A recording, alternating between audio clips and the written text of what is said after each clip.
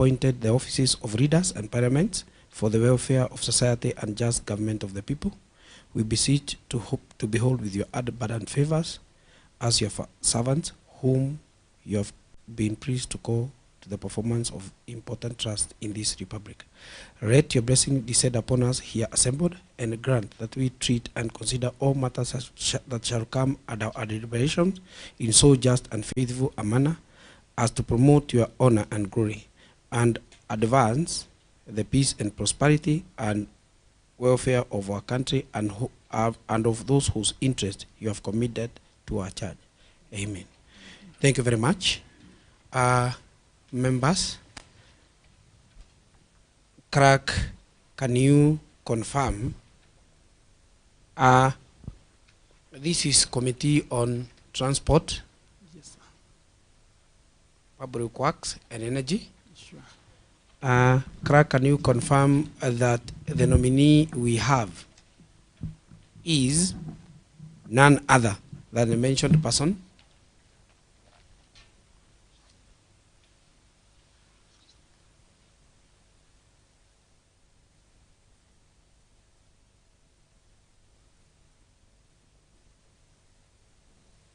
If I may ask, what is your name? Thank you, sir. My name is Peter Mwangi Karanja. Crack, confirm that we have Peter Mwangi Karanja. Yes, Chair, I wish to confirm that the ID appearing before me is Peter Mwangi Karanja, the nominee for the position of Chief Officer, Roads and Transport. Very well. We can take an oath.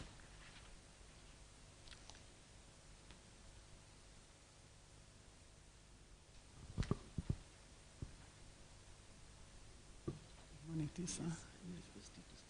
Okay, sir.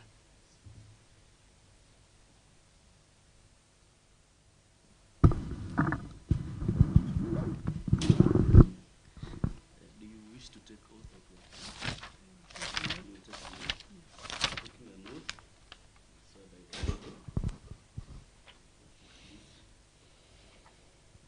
right hand.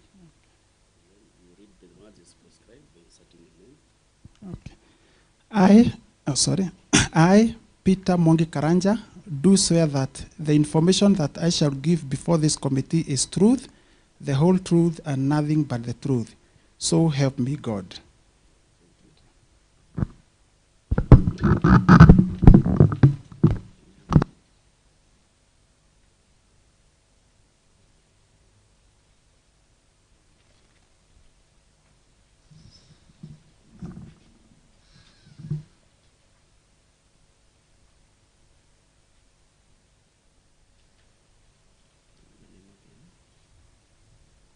Hold him.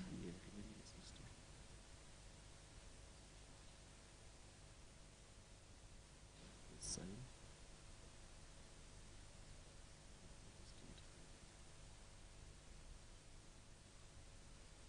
Thank you. Welcome and all the best. Thank you, sir. Very well.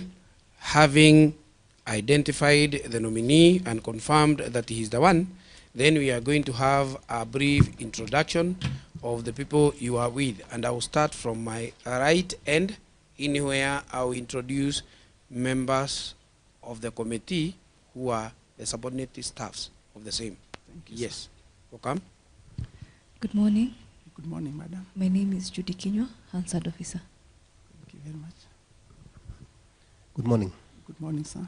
My name is Wanjohi Gakio, Public and Media Relations Officer. Thank you, sir.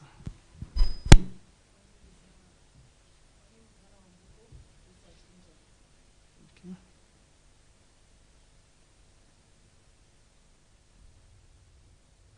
Good morning. Good morning, sir. Thank you, sir. Good morning, madam.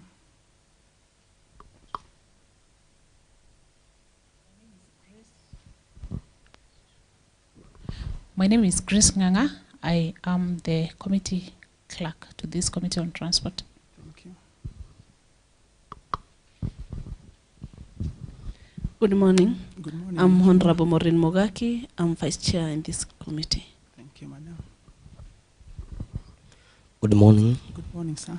I'm Honorable Daniel Gitaudu, MCA Karawat, Thank you. a member of this committee. Thank you, sir. Good morning. Good morning, Mheshimiwa. I'm Honorable Esther Waidera, a member of this committee. Thank you, Mheshimiwa. Good morning, Peter. Good morning, sir. My name is Stephen Mureithi, specially elected member from Karao Ward and a member of this committee. Thank you, sir. Good morning, sir. Good morning, Mheshimiwa. My name is Samuel Chege Gathirimu, member for County Assembly of County Assembly for Geta, and member of this committee. Thank you, sir. I'm also the Deputy Speaker of the County Assembly of Nyandarua. Yeah, pressure doing, sir.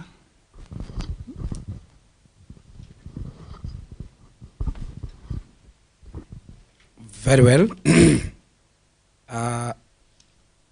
Peter. Yes, sir. Why are you here this morning? Thank you, sir. I'm here, sir. I was invited for vetting, having been nominated for the position of Chief Officer, Roads and Transport. Thank you, sir. Welcome to the committee. Thank you. We are going to have some minutes in where we are going to undergo approval hearing. Sure. Approval hearing is not an interview. Yes, sir. Ours is to simply ascertain that the nominating point or the nominating arm went through the process that you know, and confirming the documents that you have are yours. From where I sit, I can say you are a man. Yes. Yes. Indeed, I am a man. It is good to confirm. Yes, indeed, yes. You are right. You are right, so that sir. when from here, when I start addressing you as Mister, sure, I will not be violating your rights. You are right, sir. From where you are, a little bit joke. Can you be able to point out your particulars? Your particulars are your phone, the figurative points, phone number, ID number. Yes, I can. Let me see how. My phone number is 0722 963 933. My ID card number is 22 46 42 01. Email address? My email address is petmwaka@gmail.com. That is petmwaka@gmail.com. Or in small? Yes, in the lower caps. Are you married, Peter? I am married to one wife and blessed with 2 kids, a boy and a girl. Do you have having confirmed that you are your ID number? I believe you are Kenyan. I am a Kenyan indeed. Do you co-join nationality with another country? I'm just a Kenyan and I have no other nationality. You don't have any other nationality? Yes, sir. Have you ever had an opportunity of traveling overseas or in other countries? Yes, I have had the privilege of traveling outside Kenya. I've been to Benin, I've been to Ethiopia, and I've been to Uganda, but on business, on company assignment. Ah, that's good. What is your home city? Or in the Republic of Kenya, where do you come from? I come from Orkarau, that is Nyandarua County, Orkarau, and in particular Kaibaga Ward, a village called Mehote. Are you in a position to remember your postal address? Yes, postal address is 483 Orkarau, and 483 is the address for the primary school which I schooled, which is Mehote Primary School. Wow. From there, I can see that we have already kept the house. At least now you know the people who are in here. These are my members. These are the supporting and having confirmed your particulars, yes, I will usher in my vice chair so that he can continue with a little bit of the same, because we are simply deliberating whether you are qualified for the position. Yeah, thank you, sir. How many languages can you speak? I can speak English, I can speak Swahili, and of course my mother tongue, which is Kikuyu. Ah, welcome. Thank you, sir. Thank you, Mr. Peter. Can you tell us more about your education levels? Yeah, thank you very much, madam. Peter Mwangi Karanja, as I have said, was born and brought up in Nyandarua County, Kalau. I schooled for my primary school at Mehote Primary School from class 1 to class 8. Then I proceeded for my KCSE education, that is secondary education at Matura Secondary School, which again is in Nyandarua. After my secondary school, that was in the year 2000, I wasn't able to go direct into the university because my parents were not able to take me direct in the university, even though I had qualified. So I joined the National Youth Service at Gilgil, where I went through some basic training, and after that I went into nation building. And in the year 2003, I was privileged to join a course, a diploma course in mechanical engineering at the National Youth Service Engineering Institute. Then after that, I was able to have an opportunity to work in the industry, that is in Thika, after attaining my diploma. But as I was working there, I had an opportunity to join the military, that is in the year 2007. And while in the military, that's when I felt that now that I was not able to join the university when I completed my KCSE, and yet I had qualified, I felt I had the opportunity now that I'm earning to enroll myself for a self-sponsored degree program, which I did at Egerton University, where I did my Bachelor of Industrial Technology, that's largely in mechanical engineering. And I went through the program and graduated in the year 2012. Then from there, I was still in the military working there. But in the year 2014, I left the military and joined KenGen, which is Kenya Electricity Generating Company. Then when the former administration of His Excellency Uhuru Kenyatta came on board, they had a plan of accelerating power generation. So they had a need to recruit more people who have technical experience so that they can explore geothermal development. And therefore, I joined the company at Olkaria, where geothermal is largely done.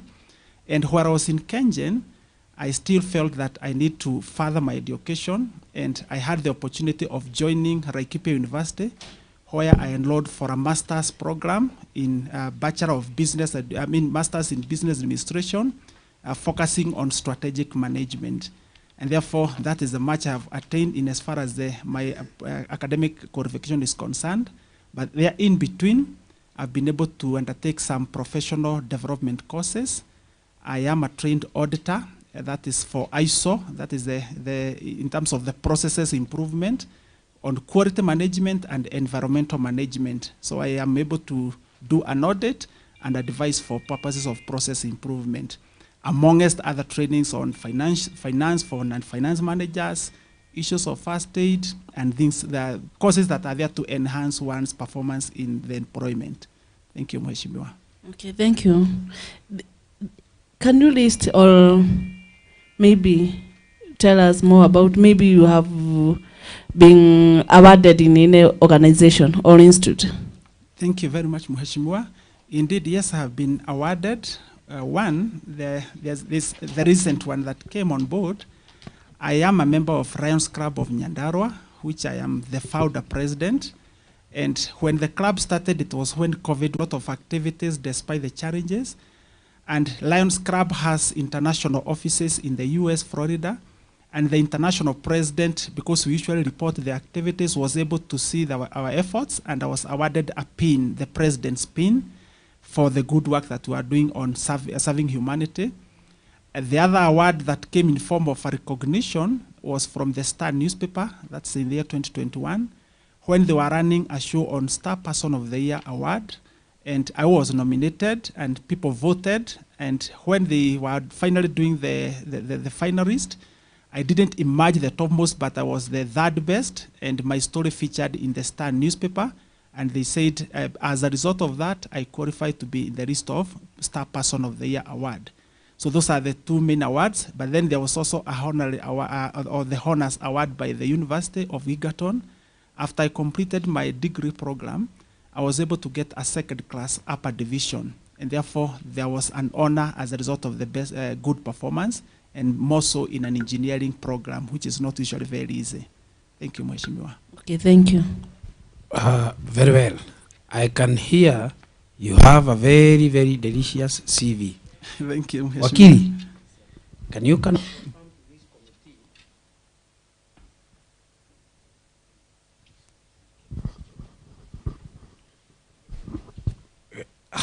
can you confirm to this committee that there before you have confirmed that the academic qualifications that are tabled to this committee that are authentic and they belong to him.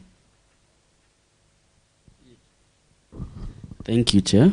From the documents submitted by the nominee, we can indeed confirm that the qualifications he has talked of, the discharge from the military, the discharge from the National Youth Service, and the certificates awarded, they are all here in original form. And it's a true testimony. Yeah, academic certificate of practice of good standing from the Institute of Engineering, the practicing certificate for the current year and the last year, his KCP's certificate, KCSE, living certificates, NEC certificate of diploma, the University of Egerton degree award, the University of Laikipia degree award, and all the other documents pertaining to his recognition in those other societies. Thank you. Very well. Having confirmed from Wakiri, then we are now going to usher in other members so that we can continue with the debate. Thank you, sir.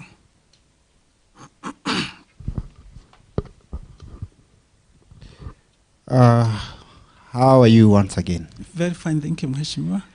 I would wish you to tell this committee which are some of the professional bodies that you as a person, you are a member to those bodies.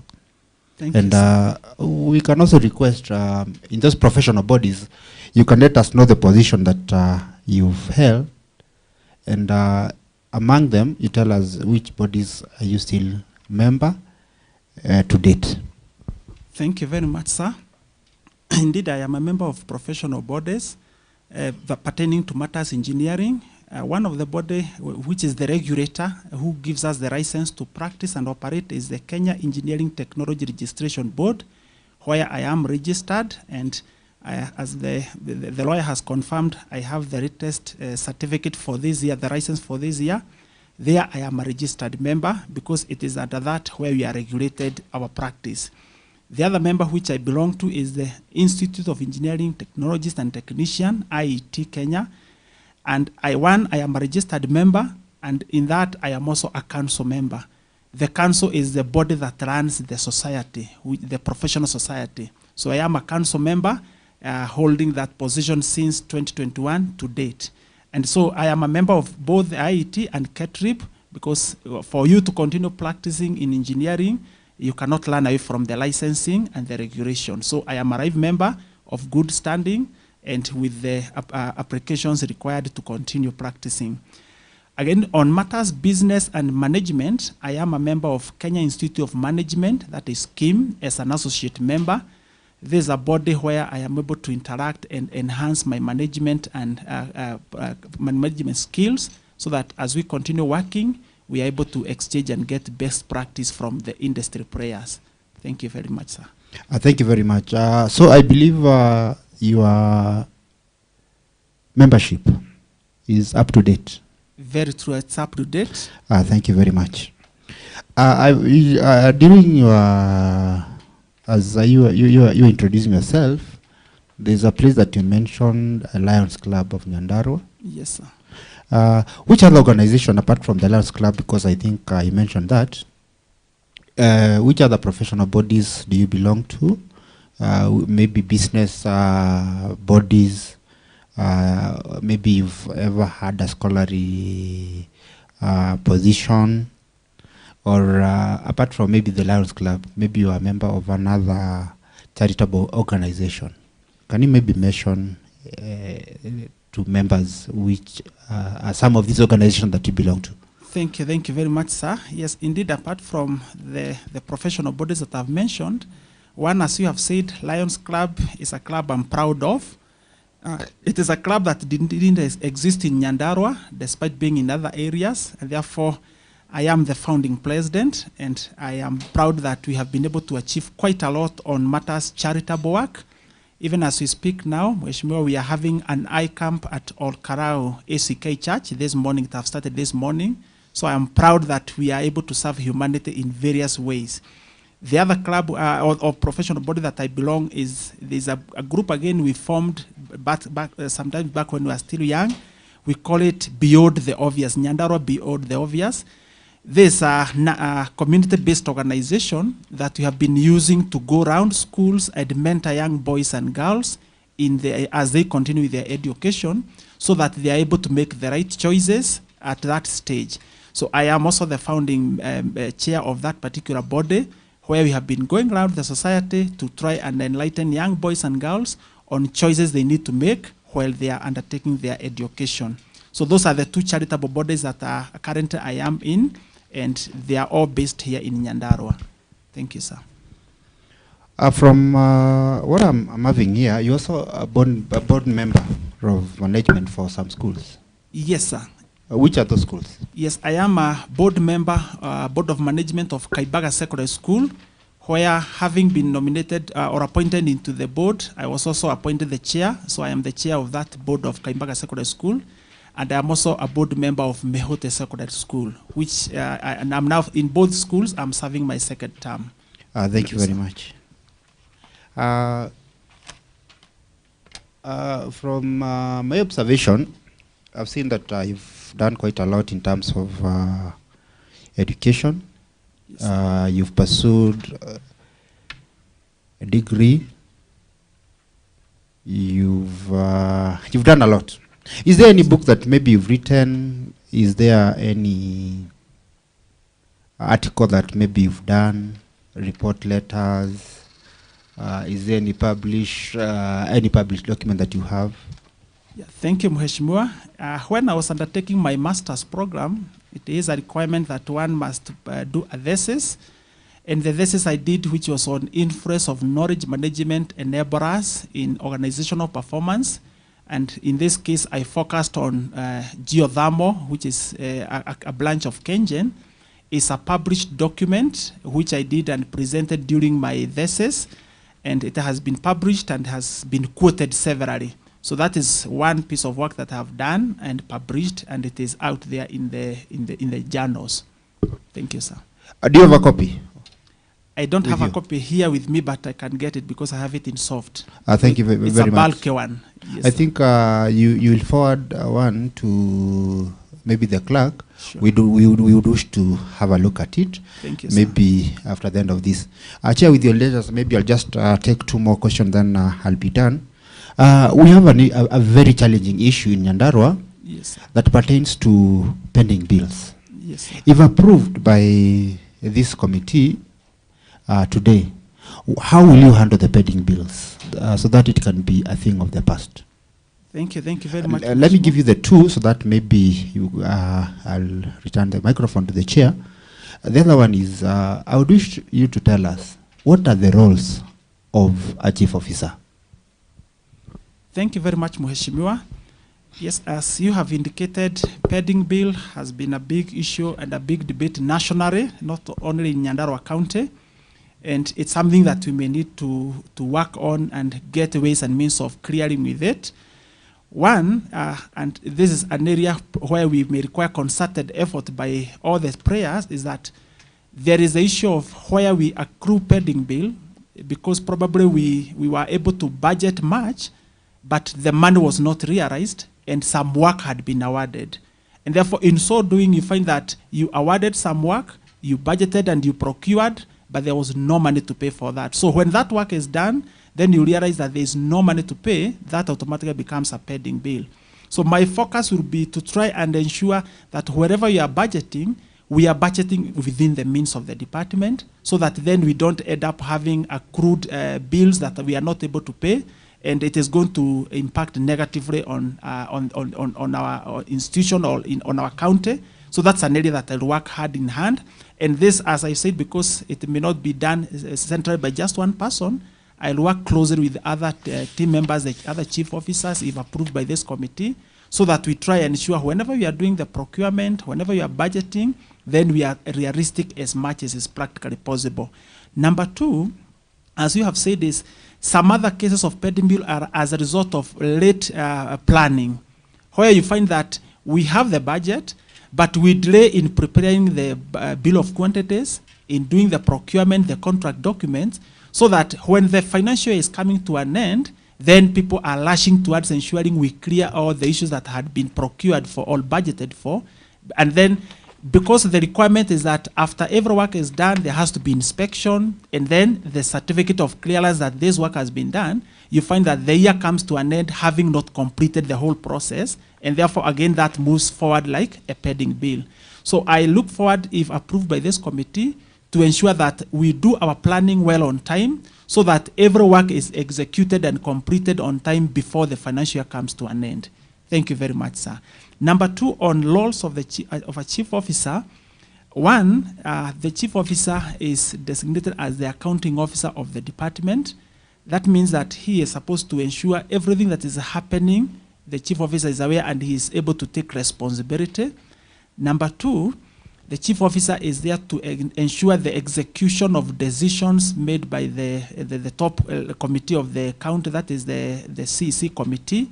Decisions made and agreed upon are there to be implemented, and therefore the chief officer works closely to ensure the implementation.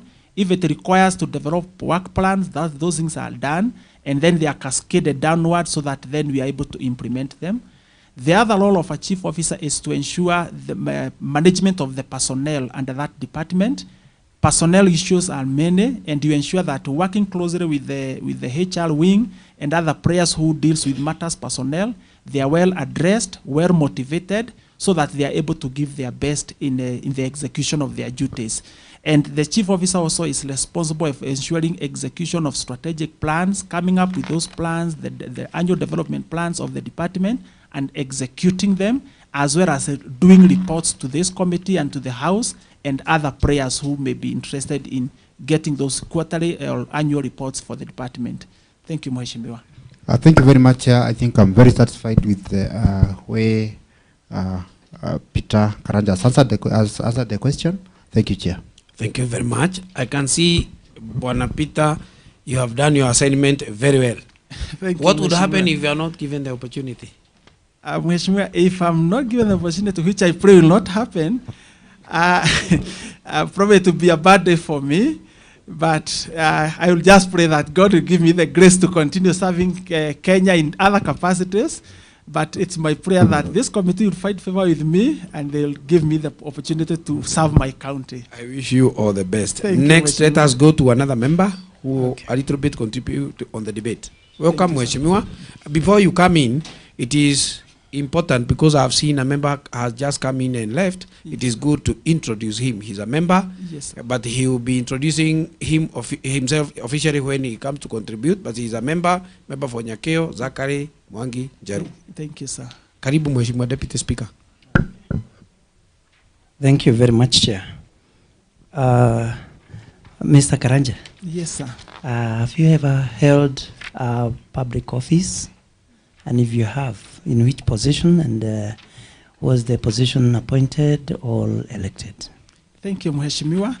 Yeah, and as far as holding a public office is concerned, to me, I consider the 2 boards that I'm serving as public because we are managing matters education, and we are appointed by the Minister of Education to manage the schools.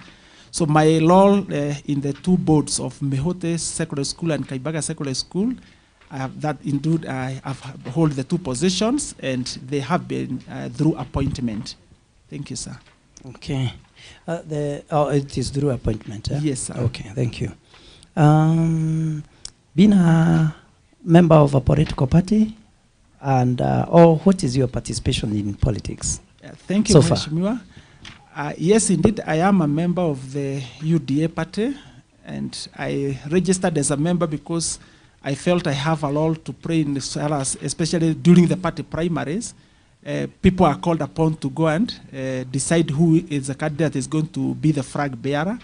So I registered in the party when they had the recruitment drive so that I'm able to participate in the party primaries and get the best candidate. But apart from that, I don't hold any position in a political party, but I love looking at what is happening in as far as the current political trends is happening. Thank you, sir. Okay. Were you involved in the last campaigns, and how? Thank you, sir. Yeah, indeed, there was some involvement, but as through a professional body. We came together as professionals from across Nyandarua, and we were trying to discuss and see the dynamics of the politics. And therefore, that way, we were able at least to have some participation on looking at how the politics of the day are unfolding. But then it ended at that we didn't go out to do those full-blown campaigns, because then, as you are aware, I was working in Kengen, and therefore I need to have that political neutrality, despite the fact that I have the right to vote, yes, but maintaining political neutrality so that then people don't perceive you in that office as a political agent of somebody. Therefore, we try to ensure that doesn't happen. But in one way or the other, we are discussing so that then we can also be able to shape the leadership of our county and our country at large. Thank you, Very Mheshimiwa. good. Sure, now you are coming in as a, should you be given this position as a state officer? Also, yeah. And hope, are you aware of the Article 75 of our Constitution? Yes, I am aware about Article 75 of the Constitution. What does it state? Or briefly, what is it about? Article 75, it talks about the issues of state officers and public officers, and how they should be able to execute their work, whatever they are holding those positions. So therefore, I agree and appreciate that, yes, if I come in, if this committee gives me the opportunity, I should be able to ensure that balance is there, so that we are able not to seem to align to the politics so much. But then the interesting thing is that you cannot run away from not working with the honorable members of this house, because they are the people who have the people at the ground, and they know their problems. So I look forward to having a good working relationship with the members and with other players, the executive, so that we are able to all together achieve the whole purpose of being in those positions of leadership by serving and making the life of Wajiko better. Thank you. Thank you, sir. In regard to that, have you ever been dismissed or removed from office for contravention of the same? No, sir, I have never been removed. I have never had any issue. Thank you. Thank you, Mheshimiwa. Have you ever been adversely mentioned for practices of bias in the positions you have held before? No, sir, I have never had any such experience. Okay. Thank you, Tell us about a little bit about your income, sources of income, and what you are doing. Thank you. What I'm doing, Mheshimiwa. Prior to this. Or prior to this. Yeah. Thank you, sir. As I've indicated, currently I'm working with Kenya Electricity Generating Company, Kengen, and they are manning a salary. But besides the salary that I get on monthly basis, I also have invested in SACCOs. I am a member of the Steamer SACCO and have some savings, and therefore, time and again, I'm able to get some dividends at the end of the year. I'm also a member of Penal SACCO. Again, I have some savings and I get some dividend. But besides that, I do farming, not large scale, but I love farming because that's the one area that I was brought up when growing. And I do potato farming and maize farming. And therefore, when there's a yield, I'm able to sell and I get some cash. Like last year, I had done some farming in towards area of Russia. And at least I was able to get some few bags of potatoes and maize, which I am able to dispose and get some income. Thank you, Mheshimiwa. Okay, that's great.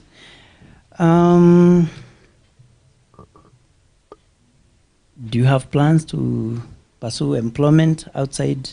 I mean, do you have plans or commitments or agreements to pursue outside employment with or without compensation during your service in office? Mheshimiwa, I do not have any plans. If this committee finds favor with me and gives me this appointment, I will be dedicated to serving my county through the department, and I will not have any other plans of working elsewhere, so that I'm not able to give all my time to the department and to my county. So my plan is to work with the county 100%, except probably those community engagements, serving in the board of the school, which is a one-off event, or those charitable activities, which again doesn't happen all the time. Thank you, sir. Okay, thank you very much. I wish you the best. Thank you, Mheshimiwa. Very well. I can hear the debate continues very well, in where you are able to particulate on the issue. The interesting one is about potato. You know, our country is under a very big shortage of food. I can hear that you had harvested. Yes. How I wish you can help a neighbor. Let us continue with the debate. Welcome, Mheshimiwa. I can see we have interested people, and I think it is prudent we give them an opportunity of introducing themselves. Yes, they are not members of the committee, but whenever a member of the assembly comes in a committee, yes, sir, they are allowed to participate, because this is simply an extension of the assembly. So they have the equal mandate like we are doing. They have equal powers. The only thing they don't have is voting power, because today they are not part of the same. So let me give them an opportunity to introduce themselves. You can give him the mic. Thank you, Chair. Honorable Mwende Kariuki, specially elected member. Pressure knowing you, Mheshimiwa. I am Honorable Mary Kabiro, the Chief Whip. I'm very interested on roads. That is why I'm here. Thank you, Mheshimiwa. The reason as to why I have shortcutted the debate is that the position I'm holding, yes, sir, I was positioned by the whip. Thank you. You must Thank you, behave. sir. Thank you very much. When seniors are near, you must behave. Sure, Let us sure. go back to the debate, and I will be bringing in Mheshimiwa from Morokarao. Welcome, sir. Mr. Karaja. Yes, sir. Your tax status? I am compliant, and I file my tax returns. In fact, even for the year that we are in, I just received my P9 yesterday. So today I should be filing my returns for the year that I've just ended. But in all the other years, I've complied and have the tax compliance clearance. Thank you, sir. Okay. Statement of the worthy. Yeah, thank you. My worth income is roughly 20 million, and this is distributed across. I have some pieces of land. When I joined the military, we met one senior officer who really helped us a lot. And probably you may know him. He is from Kaimbaga, called the former Army Commander, Lieutenant General Njoroge. He educated us as young soldiers not to spend all the money on entertainment and things like that. And therefore, I was able to acquire pieces of land in Roiro, where, because I worked in Kahawa Garrison, I was also able to acquire some other pieces of land in Gilgil. And therefore, I have also acquired some other pieces of land even after I left the military. So much of it is in land. But I also have a house that I've built. I also have a car. And therefore, put together, and then that forms my net worth. Thank you, Mheshimiwa. Okay, thank you. Continue to serve the people of Nyandarua. Thank you, Mheshimiwa. Very well. The most interesting thing is that you have clearly stated that you are 20 million worth today. Yes, sir. In the next 5 years, a day like today, hoping that you see the light of the day and you are appointed and you are the chief officer. Yes, sir. It will be ridiculous when I hear you say now you are 200 million. Of course, it will raise eyebrows. Some of these questions, when asked, they are very important. Very true. In fact, they count when we come to other stages. Sure. Away from the same, let me usher in another member so that we can continue with the debate. Karibu Mheshimiwa. Thank you, Chair. Welcome, Mr. Kalanja, once again. Thank you, Mheshimiwa. My question is, bearing in mind the magnitude of the position you are about to take, we've had some cases, for example, like in Uganda, the president has his family members as state officers, Sure. Which is not a sin anyway. And since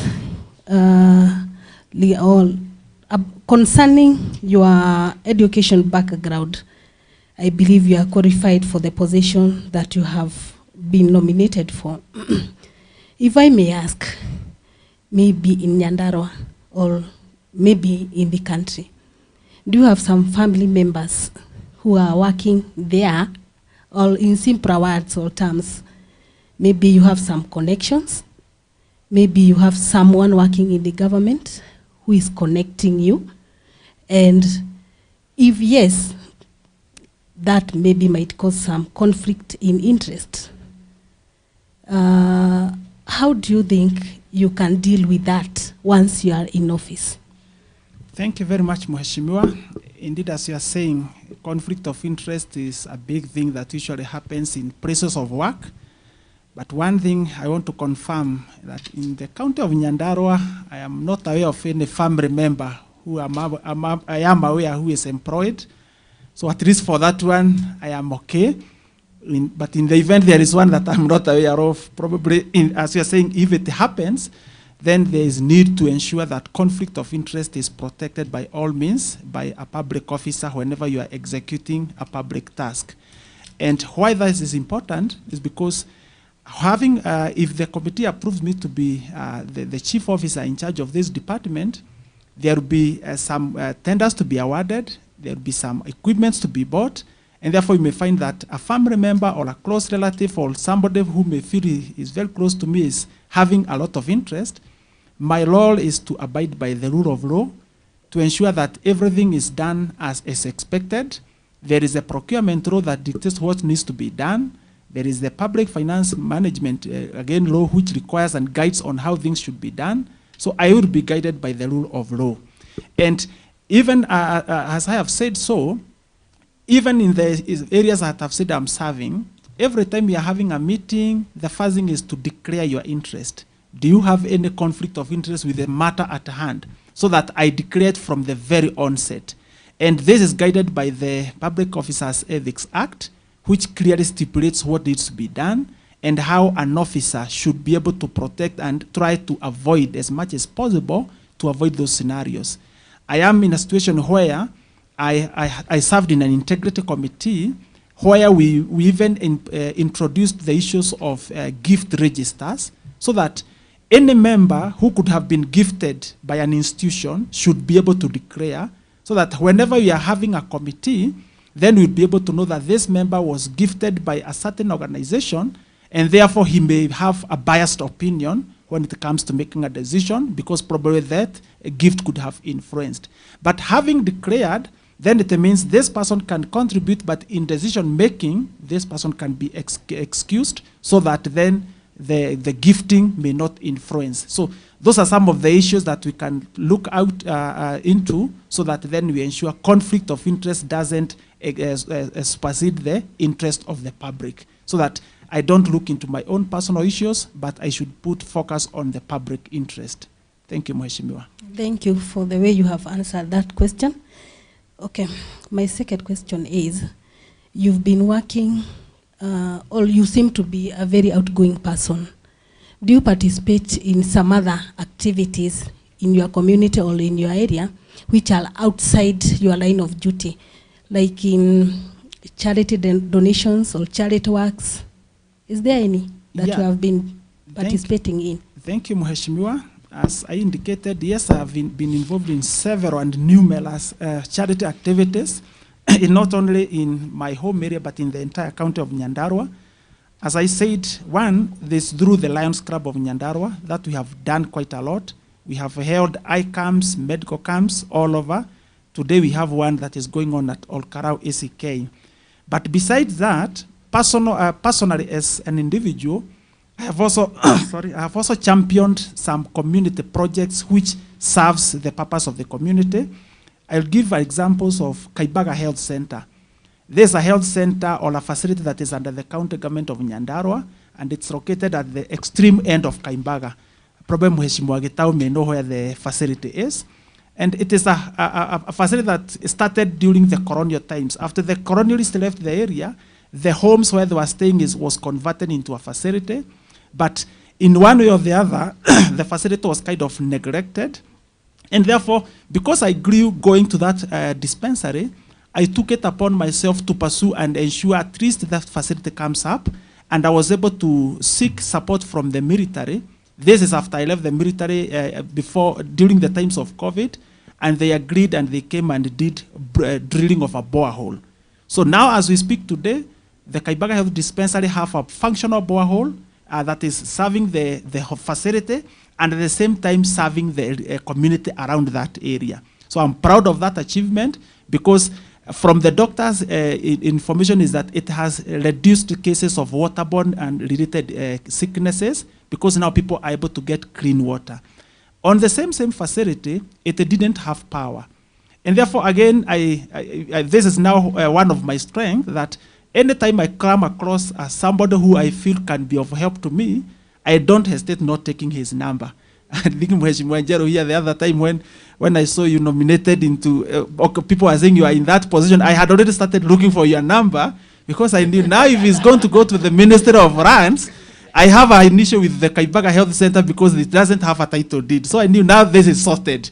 But unfortunately, I hope through the connection, because I saw you the other Mheshimiwa, we are going to sort that out. So that facility, I realized that it did not have power, not because, again, of whatever reason. So I lobbied through a connection that I got from the personal assistant of one of the CSS who was in energy, and they accepted. And after I talked to them and I gave them the requirement of the hospital, they agreed. And as we speak today, the Kaibaga Health Center is also connected to power, but not the facility alone, but also the surrounding community. And as we speak now, we have still engaged the Kenya Power Department, so that now they can maximize on that transformer, because when they installed, they at least connected few homesteads because of budget constraints, but now we are engaging them so that they can maximize on that. The other area where again have been able to work on is improvement of Kaibaga Secondary School, which at the moment I'm chairing. When that school came on board, it wasn't registered. So I went ahead and sought the registration with other prayers, but then the school was in a very poor state. So we did a facelift where I read a group of other well-wishers, and we were able to raise over 300,000, which we used to give the school a facelift. On top of that, I am also a pioneer of somebody who has helped now my home area.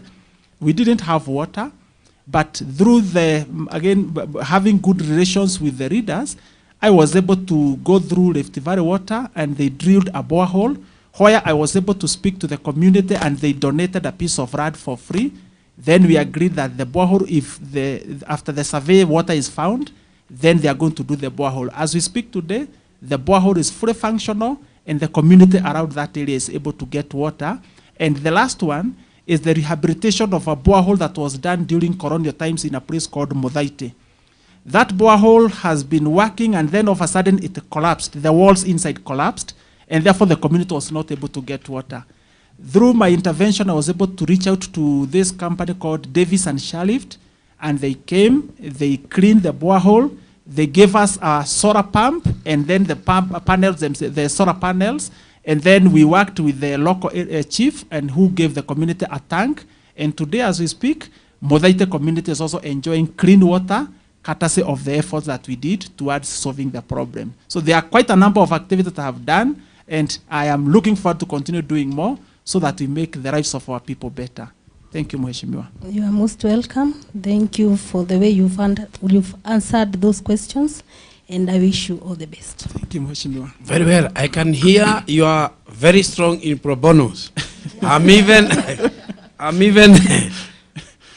getting or thinking we reserve you for the pro bono. Maybe we will bring you in here and then you underperform. No, because from a list of everything that you have mentioned, you have done quite a lot.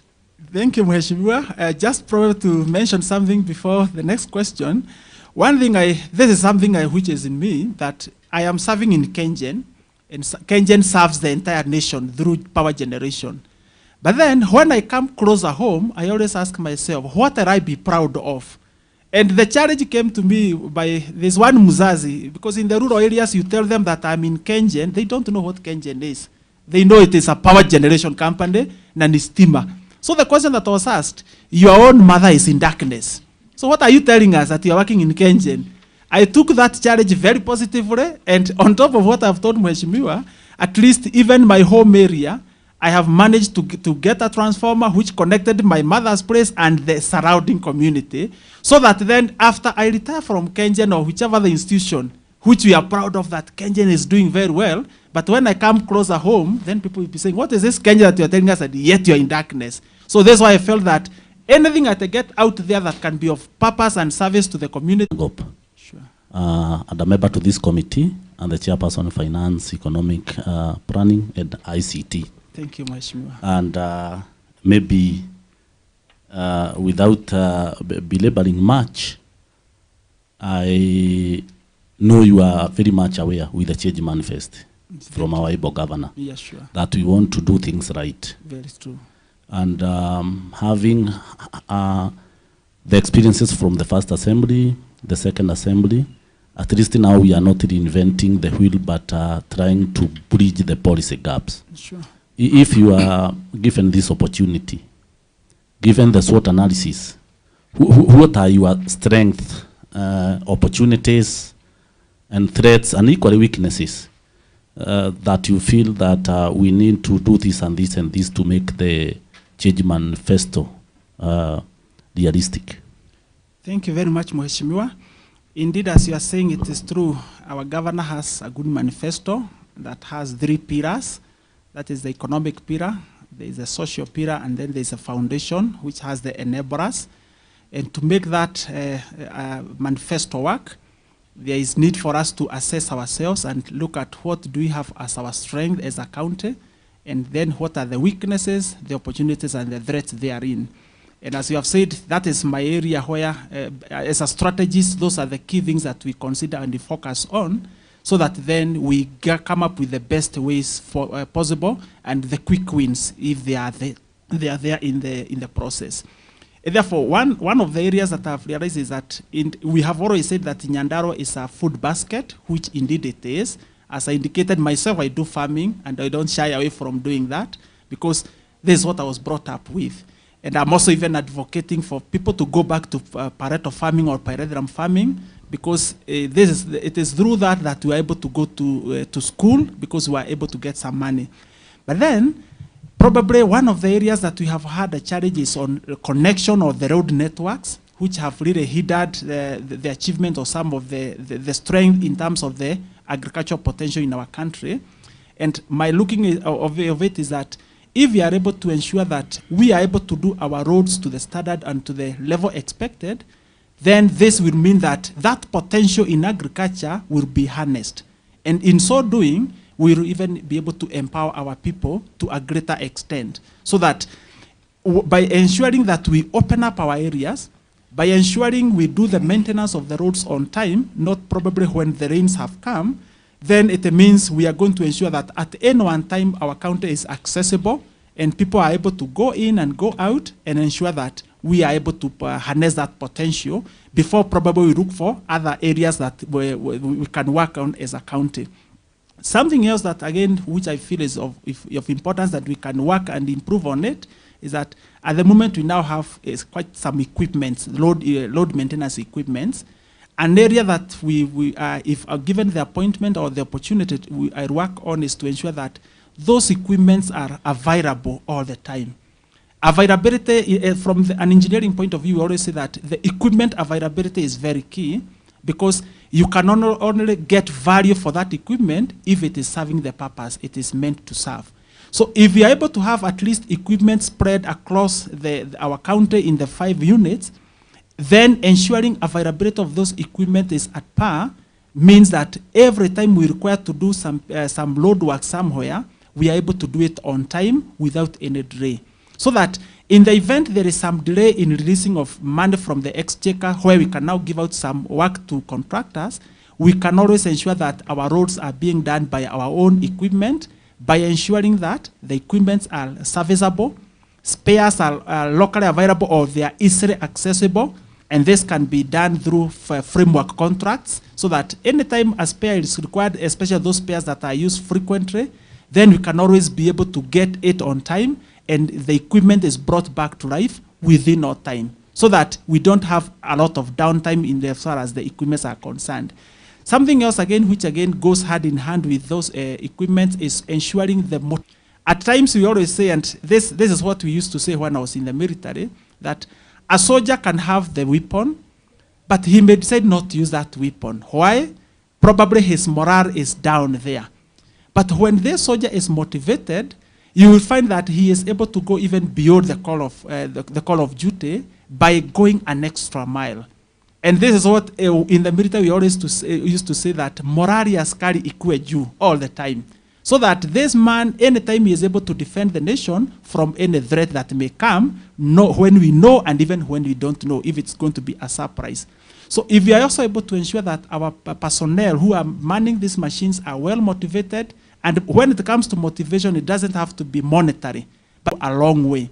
And one way in the engineering section, one thing we say is, if a person requires some protective equipment whenever you are working, ensure that equipment is provided, because the person could be exposed to threats or dangers to his health, and we may not know. But over some 2-3 years down the line, that's now when we realize that the productivity of this person has gone down because he has a hearing impairment as a result of working in an area where there's a lot of noise beyond the required levels, and we never did anything. So if we are able to ensure those issues are taken care of, we have a motivated workforce, we have availability of the equipment as required, then I'm sure we can be able to take our county to the next level, so that then we are able to gain more and get value for what we have, and ensuring that our county is well opened up. Thank you, Mheshimiwa. Yes, maybe in terms of threats, what are the threats you think that are here in Nyandarua County, all the issues that poses threats and needs to be addressed at the departmental level? Thank you very much, Mheshimiwa. One of the threats which we can be able to manage is the issues to do with the equipment if they are not maintained. Then that means that we will incur huge costs, and these costs may not have value to the county. That is a major threat, whereby you find some institutions decide to go out for outsourcing, where they now tell somebody, bring your equipment. If it is down, take it, bring another one. I want the roads to continue being done. So that's a major threat when you have equipment and they are not, we don't have an effective maintenance plan for them. But if we have an effective maintenance plan, then that threat is neutralized, and we are able to maximize on the use of that equipment until now, when we feel that this equipment is beyond repair, and then you dispose it using the procedures provided in law. Thank you, sir. Very well. Now, we have the county machineries. Yes, sir. And as an county, we have not been in a position to do tarmac, even if it is the low profile. Sure. And some of, a good number of counties are doing the same. What is this magic bullet that we need to engage, at least, even if it is that low profile tarmac, maybe even in our headquarters? Thank you, Mheshimiwa. Yes, indeed, this is something that is happening, not only okay, it may not have happened in Nyandarua where we are able to do a low volume tarmac ourselves, but this is something that we can do. And how can we do this? Yes, we know there are very many roads that needs to be opened up, but through budgeting and through planning, we can decide to pick on that one road or two roads in the urban centers which we feel are of importance to the county and to the population living around that area, and we dedicate ourselves to ensuring that this is going to be done. How is this going to be done? One, we do an analysis of the scope of work that needs to be done, so that then we quantify that scope and budget for the same. What we may not have probably in terms of the equipment, we can easily get it from those who have, and we use it for that particular time when we require the service. If it's like for putting the maram or the tarmac, the tar, we may not have that equipment, but they are there. There's this department in the roads of Minister of Transport called the Mechanical Transport Department. They usually have these equipments, and they can easily be able we can easily be able to hire them when we require their service. There is also the National Youth Service. They have road equipments, and sometimes they are just lying idle. So to me, I feel that if we can have a working partnership with the ministry through the Mechanical Transport Department and then the NYS, and having identified that one road or two roads that we need to tarmac, then we can be able to achieve gradually, so that once we do one and we learn the lessons, we cannot be able to improve going forward until now we'll be able to be self-reliant, and we can do tarmac within our area without any support from outside. Thank you, Mheshimiwa. Very well. Last but not least, in the roads department, that is where we have the most pending bills. Sure. And most of them has been occasioned by this bureaucracy in procurement. Sure. We have been having a very serious issue with the procurement in roads department, and I know you are aware. Even if you are not in the system, sure. At least even from the periphery, you can tell. Sure. How do you intend to address the same? Yeah, thank you, Mheshimiwa. In fact, I had mentioned that question had been asked by Mheshimiwa, but I'll still repeat it. And one thing I said is, pending bill is one accrued as a result of probably budgeting for items where you don't have the money. And therefore, you go ahead and you award the works, only to realize at the time of payment that the money probably that we targeted to collect from our own sources or from the exchequer never came forth, and that automatically becomes a pending bill.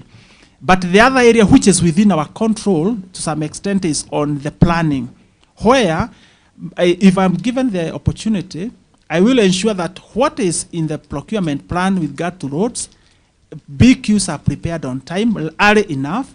Then the tendering where it is required is also done on time, so that this person who is awarded is able to do the work within that particular financial year. And then the inspection that needs to be done at the end of it all is done, so that then the approval to do the payments is realized within the financial year. But if we have to wait until we start doing our procurement in March or April, then there are some challenges in between, because sometimes procurement have issues and they have to be resolved. Then you realize that the work will be done towards the end of the financial year and it will not be concluded, and you may find that pending bills that have been accrued as a result of that is a huge amount that can be cleared with and reduced by effective planning. And one way, again, I've realized from the experience of where I've worked in, is that you will find that somebody has done the work, but at the time of submitting the documents, the one receiving the documents realizes that there is a document that has not been attached, but doesn't communicate back. And therefore, that item is put there in the waiting tray or pending tray, until when this person now comes and asks, then you are told you did not attach probably the LSO at the point when you are awarded. So this person will just require to go and bring the LSO, and then this process moves forward. So my intervention, if given the opportunity, is to ensure at the point of receiving the documents, there is a clear checklist. What are these requirements that we require for the process to go without any hindrance? And at the point where the checklist is ticked and you realize one document is missing, let this person, by the time of going back, know that I require to submit this within 1 day or 2 days, so that this process moves forward. That, in my view, will clear the issues, and I am sure that because of the close monitoring and ensuring team building and working together as a team, the issues of pending bill will be done and cleared without a lot of issues. Lastly, Mr. Mwangi, have you ever been charged in a court of law? No, sir. From the onset, I've never. Thank you very much, and I wish you well. Thank you, Mheshimiwa. Very well. The point I like is when you mention framework contracting. Sure. We have had charges in where a tire burst cost a grader a week down. Sure. In where oil causes an excavator a week downtime, simply because of the issue of procurement. But when you mention you are going to think of bringing in framework contracting, in where we are going, at a click of button, we are going to get materials, is a plus. Very true. That notwithstanding, let us introduce member for Wanjohi. Thank you, Chairman. Good morning, Engineer. Good morning, Mheshimiwa. My name is Isaac Kongo Anjiro, member for Wanjohi. Yes, sir. And Chairman Budget. Thank you. Pleasure meeting you, sir. Thank you, Chairman, for awarding me this opportunity. I want to ask a question, but thank you for allowing me to sit as a amicus in this committee and witness the vetting. This is a committee that is of great importance to myself due to the nature of its work. And secondly, Chief, allow me to call you that. This is the department that takes the huge and the greatest percentage of development as far as budget is concerned. Yes, sir. And so I was very concerned to see this accounting officer, the chief officer. Yes, sir. And you have almost satisfied me when it comes to the issue of pending bill. Yes, it is of great concern to me. Sure. And you have spoken as if you are already in the system. I wish you all the best. Thank you very much, Mheshimiwa. Very well. Let me usher in a member for Shamata. Thank you, Chairman. Chief. Yes, sir. I'm Honorable Gitau, member for Shamata, and also a member of this committee. Thank you, sir. I would wish to start from where you talked about army morale and motivation. Yes, sir. And where you say that the team leader made sure that the morale of the army officers is always high. Very true. So this is a committee for Lords, and I'm sure we'll be working with this committee. Yes. And I'm also looking forward that the morale of this committee will be high going forward. Yeah. I would wish to go straight to my questions. And you'll be in charge of public works, right? Okay, I'm not very sure, but I think when we did the interviews for roads and transport, and then there was a different one on public yours works. is roads and transport. Mine is road and transport. Very well. And let's go to the other one, the issue of the loads that we have here in Nyandarua. Yes, sir. Most of them are actually almost 95% are Maram roads. Sure.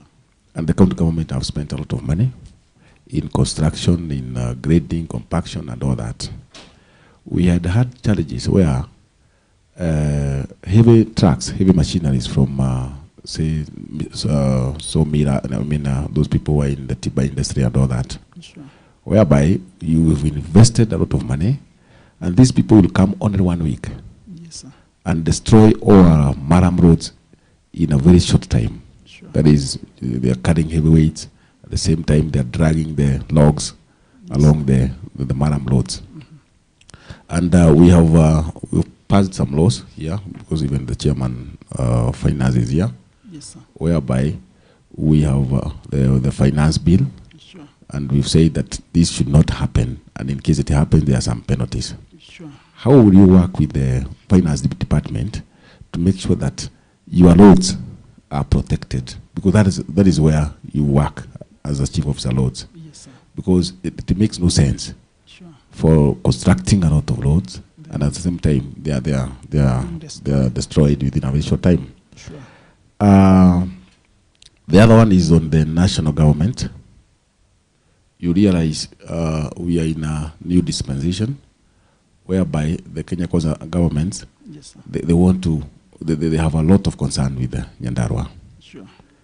And last time I listened to the DP, that is regarding Gachagua, yes, sir.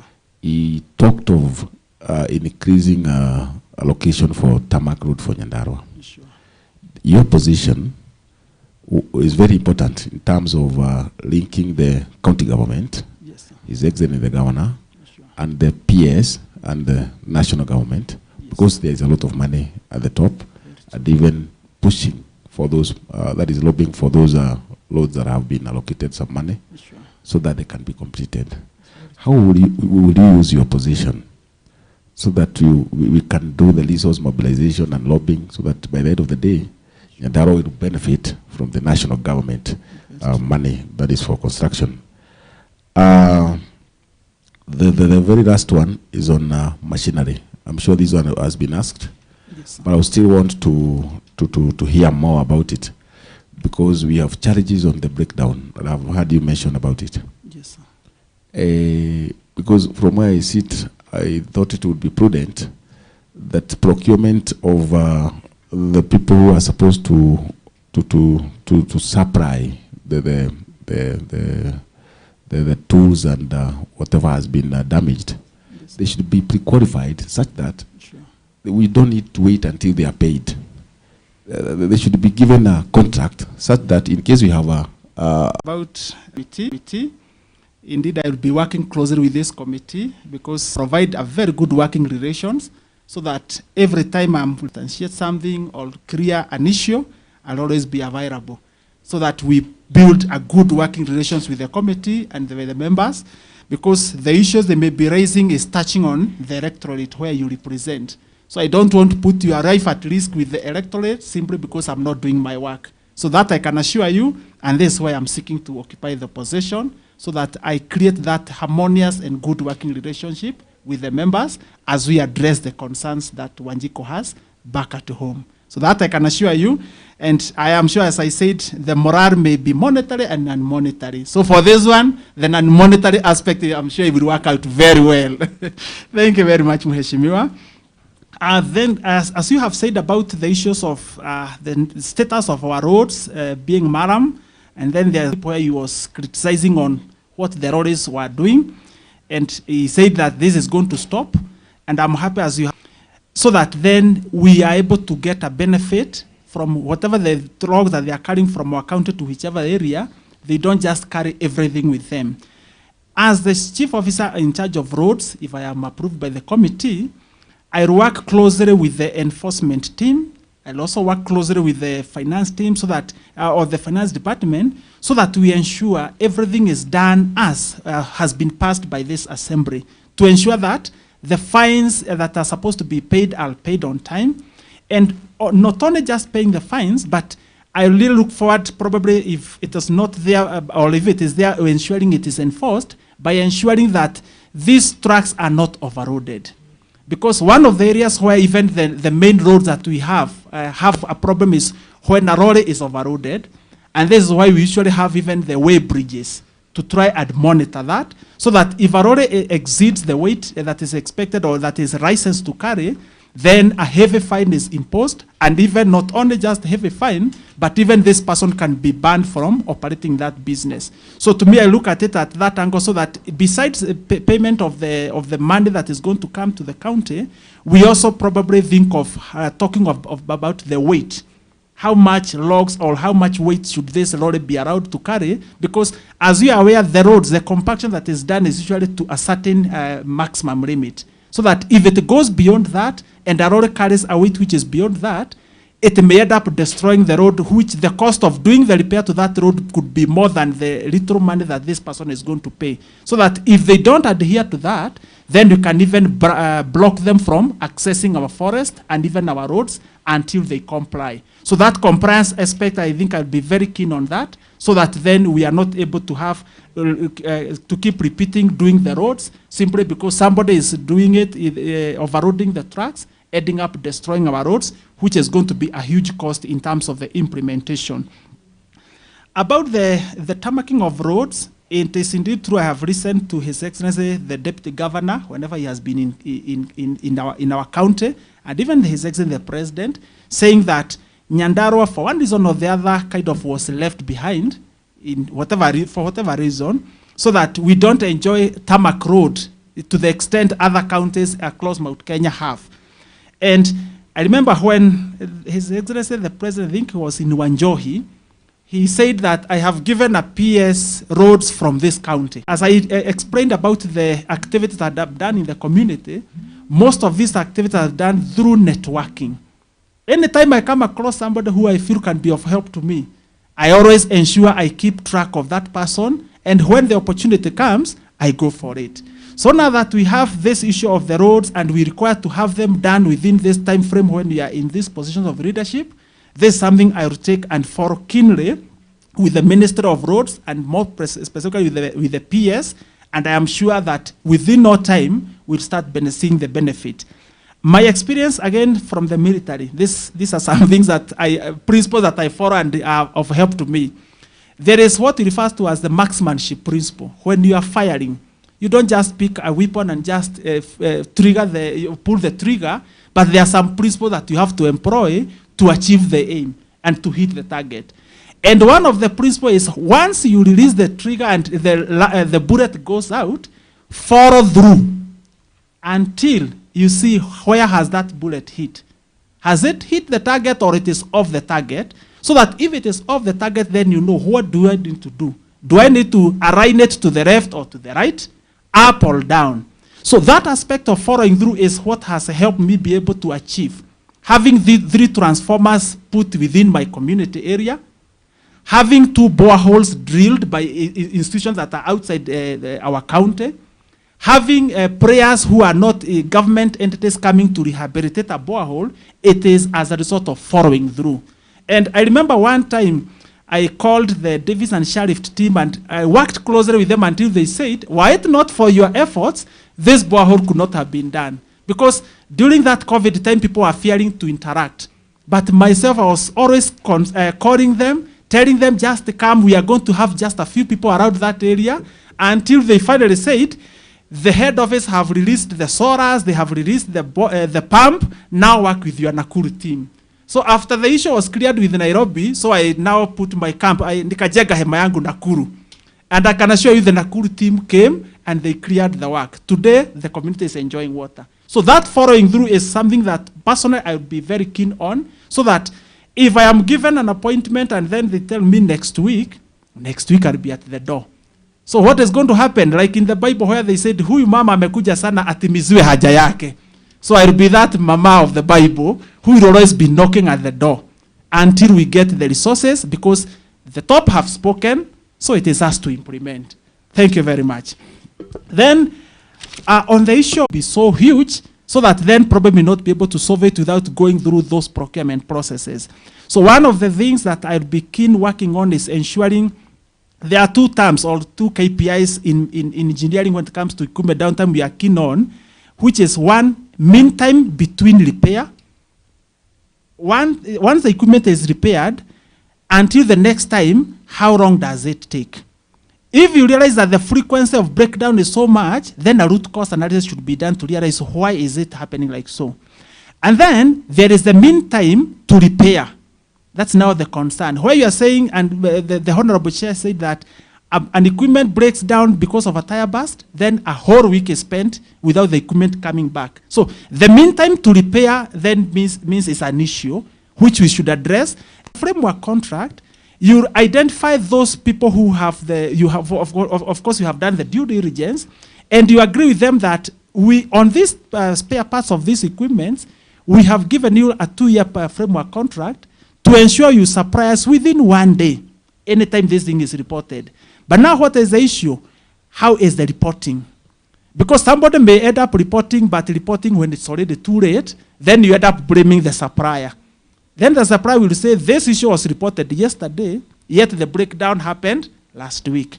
So those inefficiencies within the department will be looked upon to ensure if the framework contract says that the supply will be done within 1 day, then that 1 day is realized and the equipment is back to work the following day.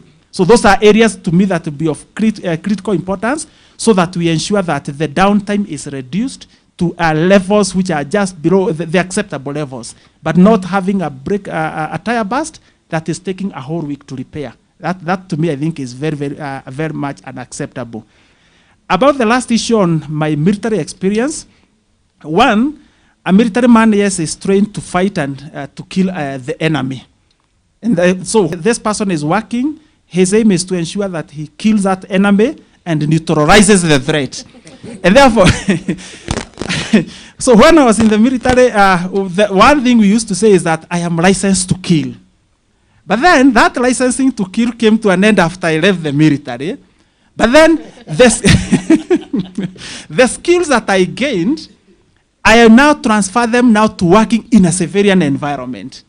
So that if I am saying that, yes, I can see a threat of not being able to do our roads on time, what will I do? I employ whatever the skills required to ensure that road is done, but without killing anybody. But killing the road and ensuring the road is working. And therefore, what I can assure you is that, yes, sometimes it is true. People may think that, oh, there's now a guy being a military man, we need a no-go zone. I can assure you that I have very good working relations, and this is what has made me to be able to do quite a number of activities. I have been able to get calls from all over the county of people who have benefited as a result of our ICAMs. So anytime they call me, I always pick a call. Unasikia ni shosho anakupigia nakwambia mimi macho yangu sasa inaona daktari, and so have even been given a new name of a daktari. So that shows that my working relations with the community, even having left the military, is very good. So I have all the respect to my CEC, as you called him, the general. I have no problem working with my general. And in the military, there is always what you refer to as that respect to your senior, that respect to your junior, that respect to your peer who is in your level. That I can assure you I'll be able to execute very well. The only thing that probably I will not do is to break the rules so that I can please that other person. Because what is going to happen, being the accounting officer, the buck will stop with me. So we operate within the law, but we ensure that we have a harmonious working relations, Mheshimiwa. So my military skills in terms of killing the enemy do not apply, but it will apply in ensuring the rules are done. Thank you very much, sir. Thank you, sir. Thank you very much. But maybe just a few on the issue of the logging. Please check on the rainy season. If it's possible that you can ban logging on the rainy season. Sure. That him and here. And it's a remote area, so we may not be able to come from Nairobi and get there. And I have a textile factory. We usually do softball at a gin trousser. I always see them with the men. But now I'm happy that I have one. And we usually not give one, we usually give 2 per every man. So this is just to ensure that, because sometimes we have always given so much attention to the girl child and the boy. Kura, that is one. Then number 2, how do we unlock the monies for Nyandarua County that are lying in Kera? Because you find our honorable members are using a lot of money to maintain Kera roads, which are claimed to be under MPs, yet MPs are supposed to deal with only security and education. Thank you. Yeah, thank you very much, Mheshimiwa. Yes, as you have said, we are having the Orkara municipality, there's the upcoming Mairoinya and Engineer. And as you have said, the roads therein, of course, once those status are achieved, the roads within them will automatically transfer to, as you have said, either Kera or Kura. But the question is, who is supposed to take what? What I'll do, probably I may not say with certainty that it is going to be Kera or Kura, but we'll look into the mandate of each.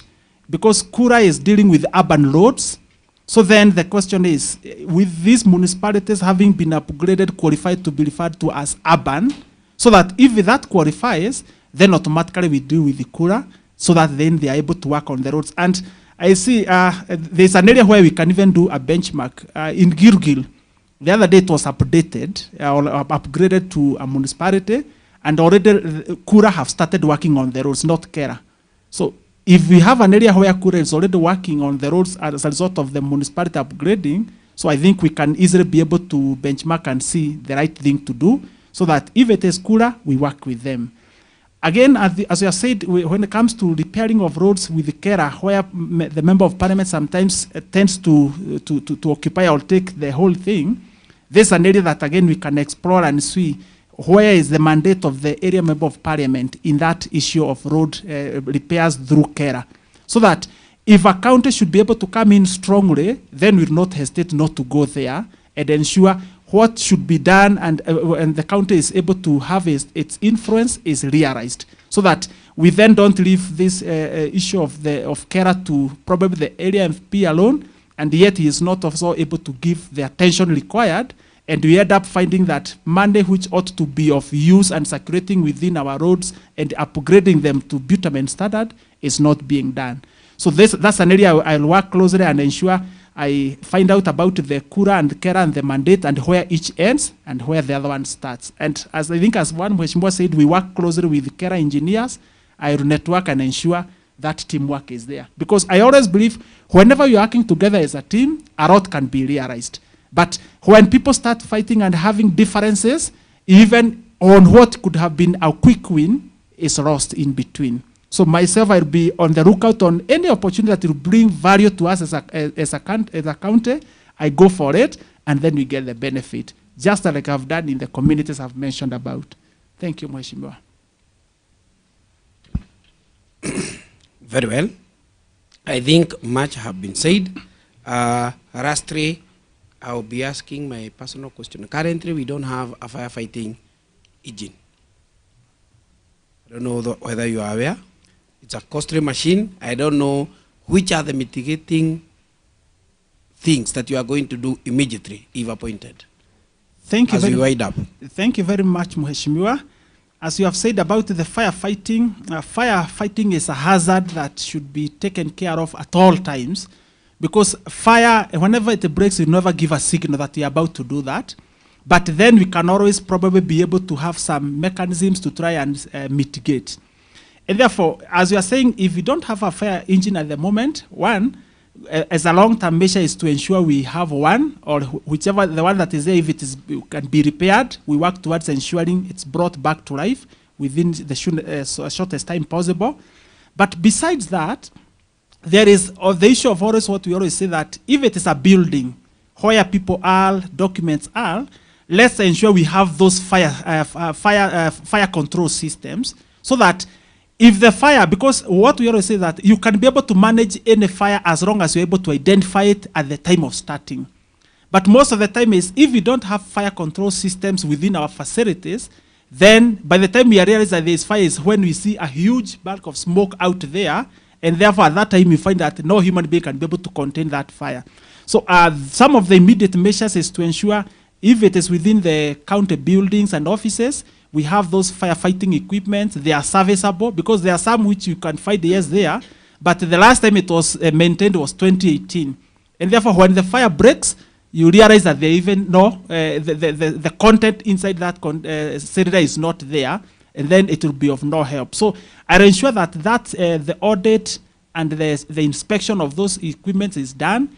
Where we don't have any, then we put immediate measures on ensuring they are there, so that we are able to arrest those small fires when they arise, because it is that small fire that will generate into a bigger fire. But besides that, the training of personnel. We always say in Kengen, where we work, that every floor must have a first aider, must have a firefighter.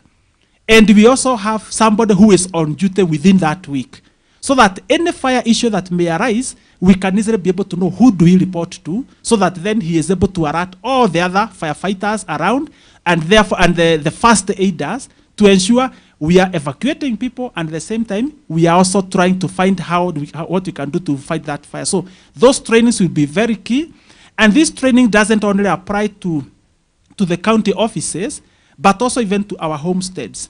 Sometimes we find that even at the home, a small fire can start, then degenerate into a big fire. But if the homesteads could have those small cylinders for domestic use, again, that can also be a game changer. And these people also know how to make use of it. So that by the time you're asking for the fire engine, probably they could have been able to arrest that fire before it extends to even consuming those other buildings. So, Mheshimiwa, those are some of the interventions that I'll be seeking to find out. And then what is within our means, then we implement to ensure we are fire compliant. Thank you, sir. Very well. Sergeant, can you confirm that he's having his document and everything he came with?